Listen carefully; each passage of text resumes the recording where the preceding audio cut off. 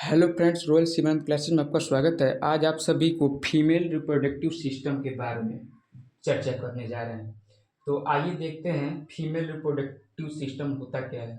इसे हिंदी में कहा जाता है मादा जनन तंत्र। मादा जनन तंत्र आखिर में होता क्या है, जान लेते हैं इसके बारे में। हम इसे कह सकते हैं ऐसा तंत्र जो मादा के शरीर में पाया जाता है।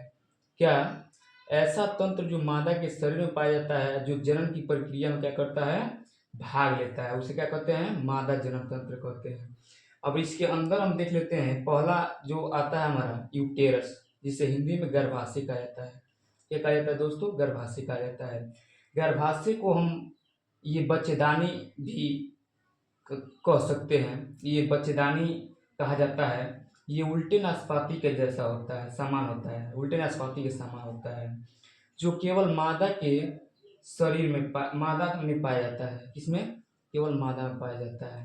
और नेक्स्ट हमारा आता है फैलोपियन ट्यूब, जिसे हम अंडवाहिनी कहते हैं। अंडवाहिनी, इसकी लंबाई की अगर बात करें हम, 10 से 12 सेंटीमीटर इसकी लंबाई होती है। और अंडाणु और गर्भाशय को, जो होता है अंडवाहिनी, अंडाणु और गर्भाशय को क्या करता है, जोड़ने का कार्य करता है दोस्तों। क्या करता है? जोड़ने का कार्य करता है। हमारा नेक्स्ट आता है यूटेराइन कैविटी। इसे हम हिंदी में कहते हैं गर्भाशय गुहा कहते हैं। ये जो देख सकते हैं चित्र के अनुसार जो है कि ये गर्भाशय गुहा है, जिसे हम गर्भाशय गुहा कहते हैं। इसी में नीचे जो देख रहे हैं उंगली नुमा संरचना, ये जो देख रहे हैं, जिसे फिब्री कहा जाता है। ये फिब्री हिंदी में इसे झालर कहा जाता है। क्या कहा जाता है? झालर। और ये फिब्री से जुड़ा एक अंडाशय होता है, जिसकी ये मादा में पाया जाता है। मादा में पाए जाने वाला प्राथमिक अंग होता है ये। इसकी 2 से 4 सेंटीमीटर ये लंबा होता है, और 1 से 2 सेंटीमीटर चौड़ा होता है, और 1 सेंटीमीटर मोटा होता है। और इसकी भार का बात करें तो हम 7 से 8 ग्राम इसका भार होता है। कितना होता है दोस्तों? 7 से 8 ग्राम इसका भार होता है दोस्तों। और नेक्स्ट हेडिंग आता है हमारा यूटेराइन सर्विक्स, जिसे गर्भाशय ग्रीवा बोलते हैं। क्या बोलते हैं दोस्तों? गर्भाशय ग्रीवा बोलते हैं। ये जो देख सकते हैं, ये गर्भाशय ग्रीवा है। ये क्या है दोस्तों? गर्भाशय ग्रीवा है। इसी के नेक्स्ट आता है सर्विकल, जिसे ग्रीवा बोलते हैं। ग्रीवा क्या होता है दोस्तों? आइए इसके बारे में हम जान लेते हैं। इसकी लंबाई जो है कि 2 से 5 सेंटीमीटर होती है। ये गर्भाशय के निचले भाग में पाए जाते हैं। कहाँ पाए जाते हैं दोस्तों? गर्भाशय के निचले भाग में पाए जाते हैं। इसी भाग से क्या शुक्राणु गति करते हैं। हम कह सकते हैं दोस्तों कि इसी भाग से जो होता है शुक्राणु होते हैं, वो गति करते हैं। क्या करते हैं दोस्तों? गति करते हैं। नेक्स्ट हमारा आता है वेजिना। वेजिना यानी हिंदी में हम कहते हैं योनि। आइए हम इसके बारे में जान लेते हैं कुछ पॉइंट। ये जो होता है कि स्त्री का मैथुन कक्ष होता है। क्या होता है दोस्तों? स्त्री का मैथुन कक्ष होता है। इसमें एक पतली झिल्ली नुमा आवरण होता है, जिसे हम हाइमेन कहते हैं। ठीक है। और ये 3, इसके नेक्स्ट आप लोग देख सकते हैं, ये जो 3 अस्तर दिख रहा है, ये हमारा यूटेरस यानी गर्भाशय का अस्तर होता है 3।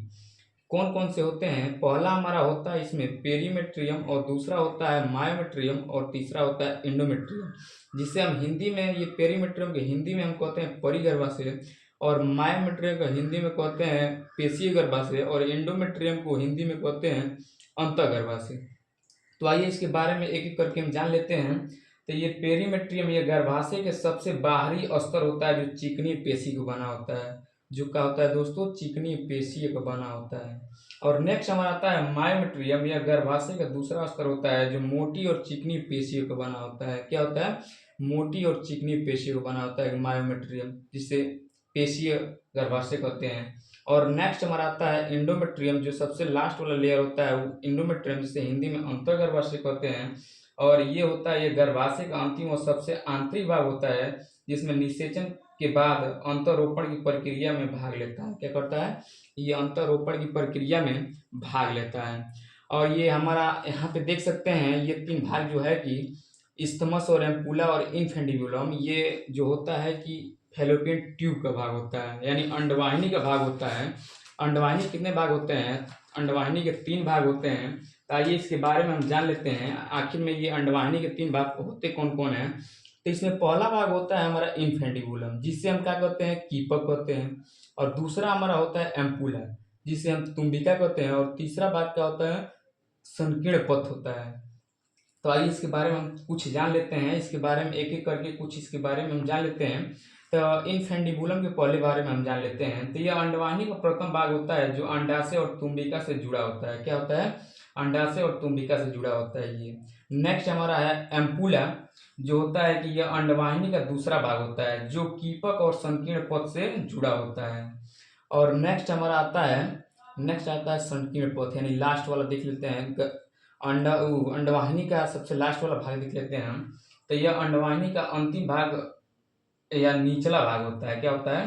अंतिम या निचला भाग होता है जो गर्भाशय में खुलता है। ये क्या होता है? गर्भाशय में खुलता है।